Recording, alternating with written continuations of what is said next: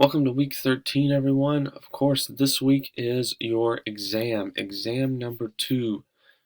It's at the bottom of the page here on course content. The password, of course, is RAD2022. The great thing about this exam is you've already been issued a study guide,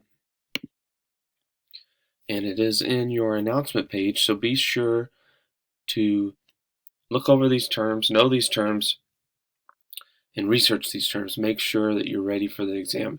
Don't go into the exam not prepared. Take your time, research this. It's not due until next Sunday, so that date is, just for anyone that's confused, it's not due till April the 3rd, so take your time.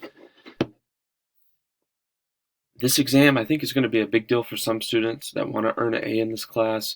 If you do well in this exam, it's going to put you on the right track for the future. So if you have any questions related to some of this material, let me know. Happy to answer them. Email me, whatever works best. And I look forward to reading your work as it comes through it, and then also grading your material that you post for the final exam. Most of the questions are multiple choice. So if you run into any issues with the exam opening it, or if it's not acting appropriately, let me know.